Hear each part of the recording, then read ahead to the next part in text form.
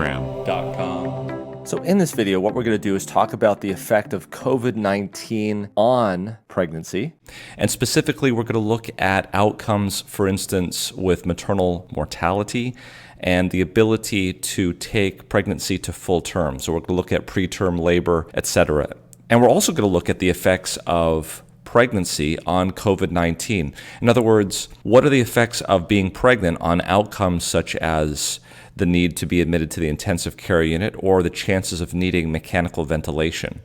Then we're also going to look at the effects of pregnancy on the vaccine and vaccine efficacy. How well is the vaccine going to work if somebody is pregnant? And then we're also going to look at the effects of the vaccine on pregnancy and pregnancy outcomes. In other words, does getting the vaccine affect the ability of the mother to take the pregnancy to full term? Let's start first of all with what is the effect of COVID-19 on the outcomes of pregnancy? And I'd like to thank Dr. Victoria Mail, a reproductive immunologist at the Imperial College in London. She put together this document and we'll put a link in the description below. I'd like to also add that there's a separate video where she sat down with Kyle Allred and discussed with him the finer details of this topic. So the first thing we have to ask is, what is the effect of COVID-19 on patients who are pregnant?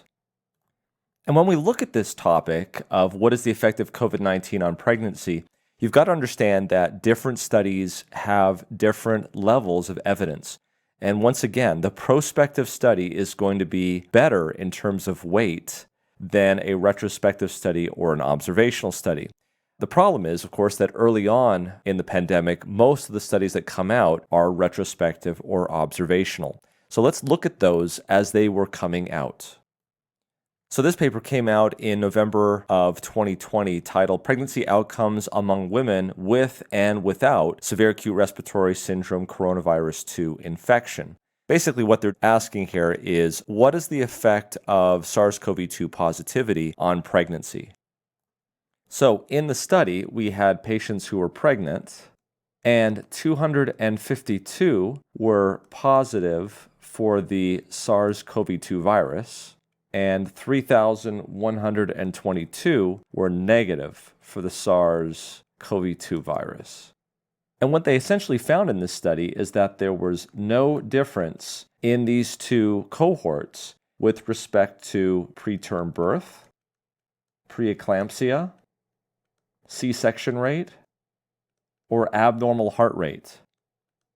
Also importantly is then when they took the placenta out and they gave it to the pathologist was blinded as to whether or not the patient was SARS-CoV-2 positive or negative. And what they did was they found no placental abnormalities.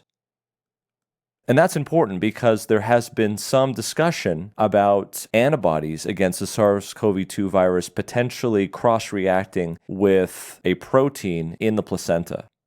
But here there were no differences in terms of microscopic analysis of the placenta.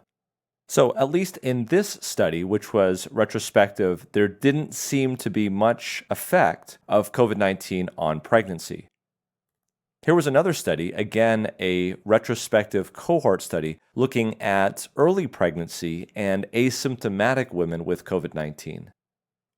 We'll call this the asymptomatic study.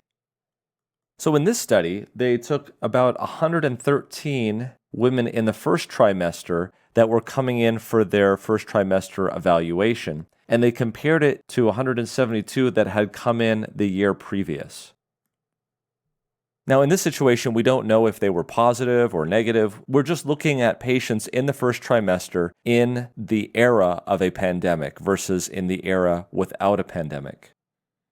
And what you can see here is that the viable clinical pregnancy rates were not different between the two groups. There was no significant difference seen in the total number of arrested pregnancies or in each type of miscarriage. And so the conclusion of this study was that the COVID-19 pandemic environment does not seem to affect early first trimester miscarriage rates in asymptomatic patients.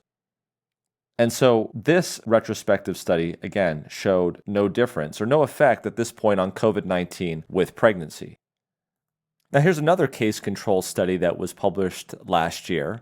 And it was a study out of Italy. Again, a case control study titled Coronavirus Disease 2019 and First Trimester Spontaneous Abortion, a case control study of 225 pregnant patients. Again, we're looking at the possibility that COVID-19 may affect pregnant patients. And so we'll call this the Italian study. And as part of their case control, they looked at a case of spontaneous abortion, and the control was ongoing pregnancy. There were 100 subjects in the spontaneous abortion group, and there was 125 in the ongoing pregnancy group. And then what they did was they looked to see what the prevalence was of SARS-CoV-2 positivity. And they found that in the spontaneous abortion group, it was 11%. And in the ongoing pregnancy group, it was 9.6%. But the p-value here was 0.73, which was not statistically significant. In other words, to say that there was no difference between these two values.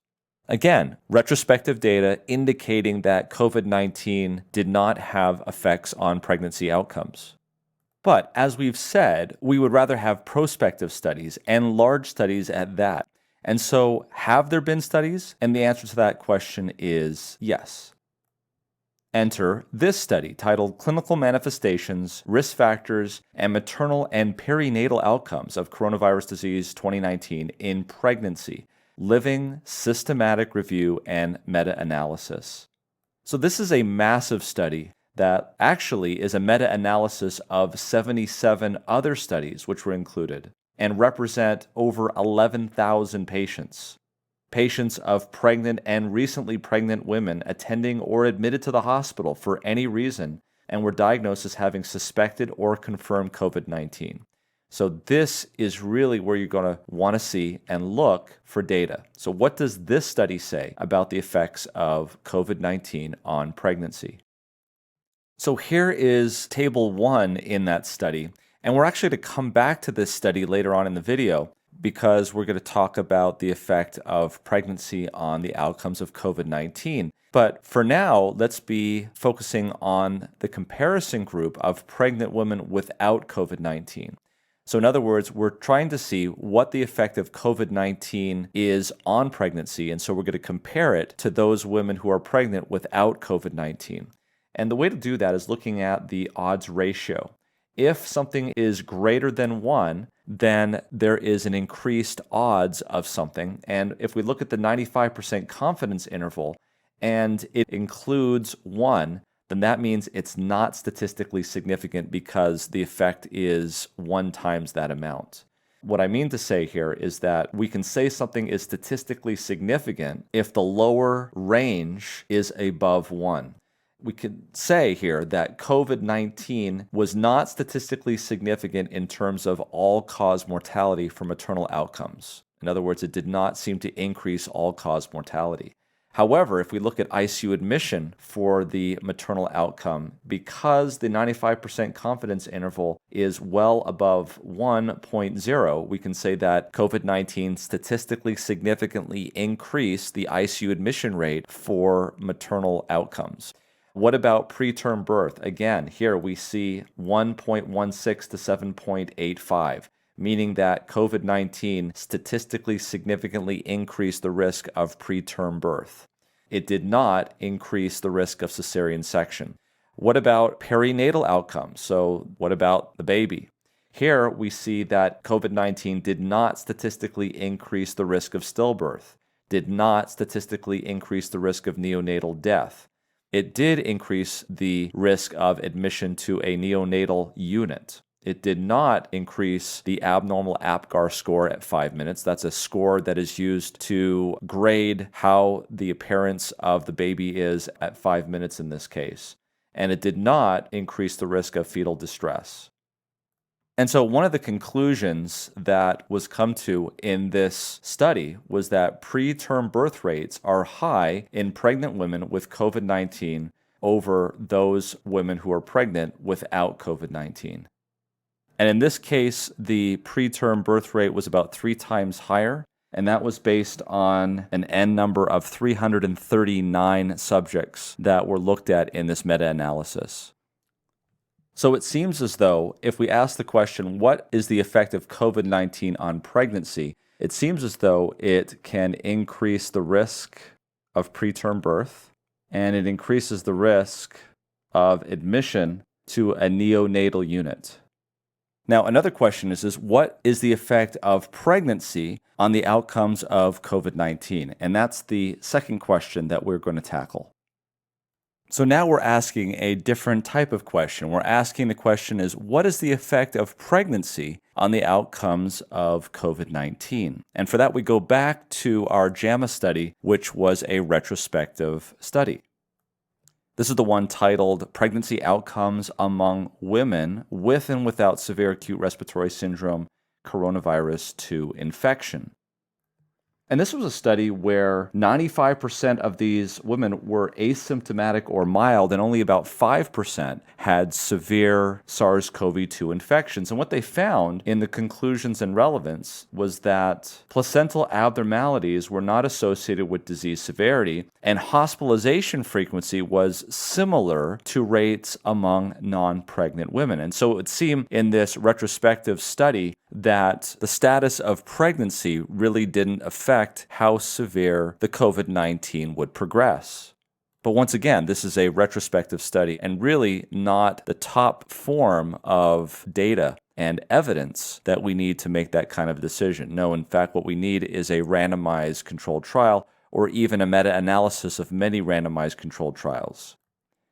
And so for that, we go to our meta-analysis that was published in the British Medical Journal, Clinical Manifestation, Risk Factors, and Maternal and Perinatal Outcomes of Coronavirus Disease 2019 in Pregnancy, Living Systematic Review and Meta-Analysis. Again, this was a meta-analysis looking at over 11,000 patients, and what it found was that pregnant COVID patients are more likely to need ICU care than non-pregnant patients. Again, now looking at the top part of Table 1, here we're looking at the comparison group as non-pregnant women of reproductive age with COVID-19. So what happens here when we are looking at pregnant women with COVID-19? We see that there is no statistically significant increase in all-cause mortality, but that being pregnant does increase your risk of ICU admission, does increase your risk of invasive ventilation, does not increase your risk of ECMO, does not increase your risk of oxygen through nasal cannula, does not increase your risk of ARDS or of major organ failure. The other thing that they looked at in terms of pregnancy is they found that pregnant patients with COVID-19 were less likely to have fever and also myalgias as symptoms. And you can see here in the meta-analysis that they did, when they combined this to the subtotal, they found that the confidence interval was very small, which was very good. And also, it was very significantly less than 1, meaning that pregnant patients who have COVID-19 are less likely to have myalgias as a symptom and also fevers as a symptom. As you can see here, the subtotal was less than 1. And so all of this led the authors of this paper to conclude that pregnant and recently pregnant women are less likely to manifest COVID-19 related symptoms of fever and myalgia than non-pregnant women of reproductive age, and are potentially more likely to need intensive care treatment for COVID-19. Pre-existing comorbidities like high maternal age and high body mass index also seem to be risk factors for severe COVID-19. So this can answer the question for us of how does pregnancy affect COVID-19?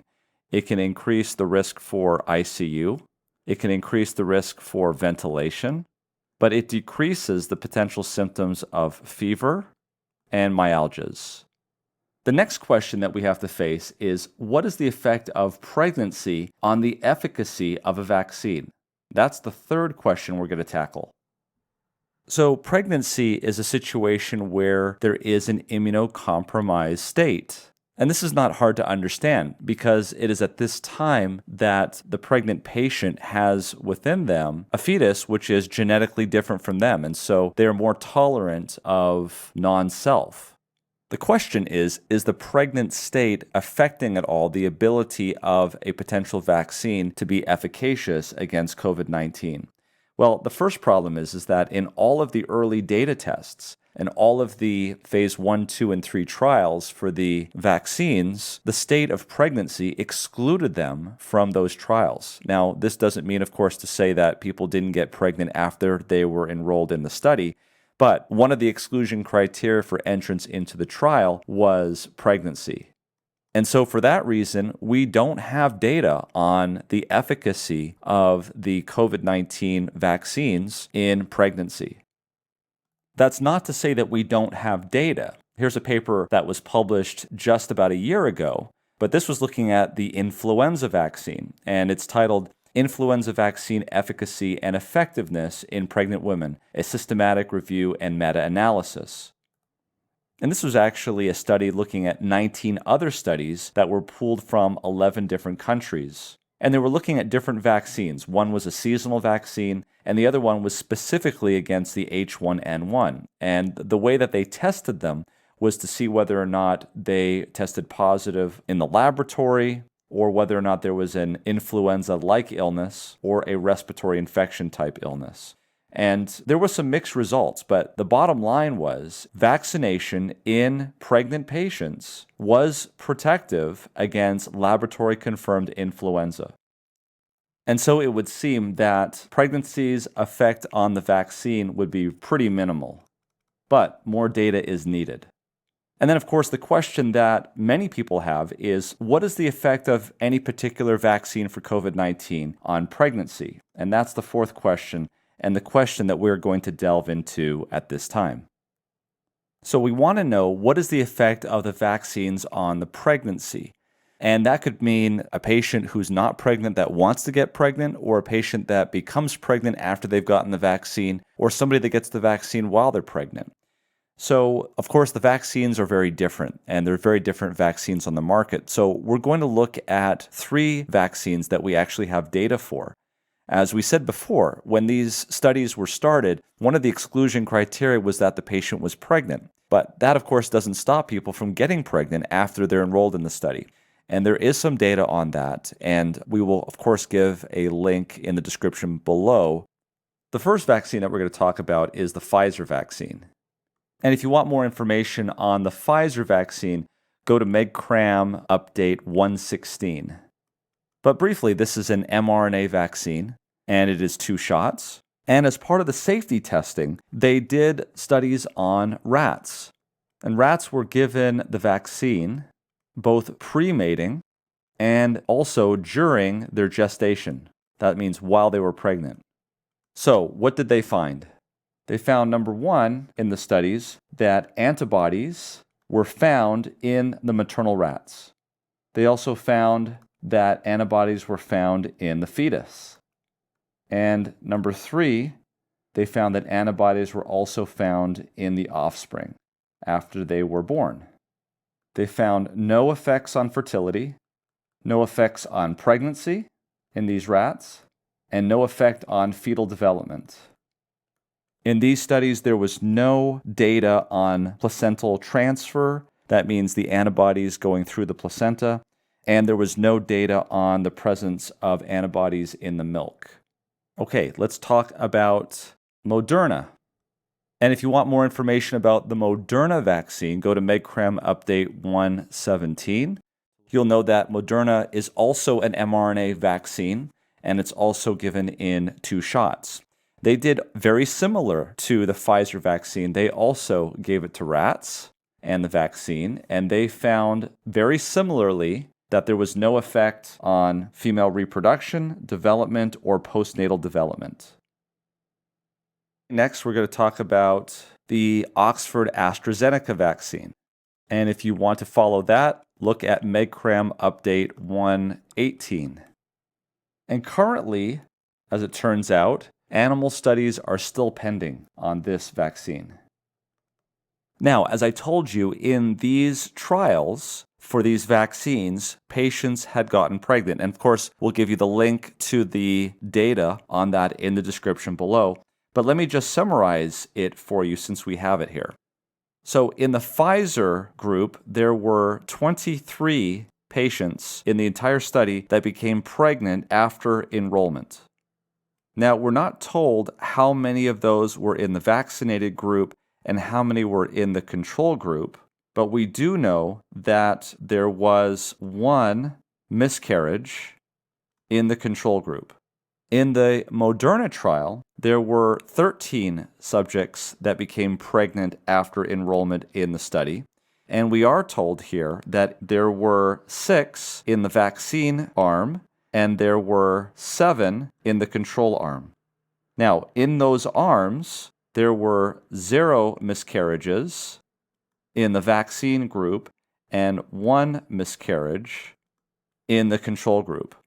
In the Oxford-AstraZeneca trial, there were 21 patients that became pregnant, and in the vaccine arm, there were 12, and in the control, there were 9. 2 in the vaccinated group had a miscarriage, and 3 in the control group had a miscarriage. Now, while these numbers are not powered to be able to tell us about fertility, at least preliminarily, there doesn't seem to be a huge difference between the number of patients enrolled in the study who got pregnant that were in the vaccination arm versus the control arm.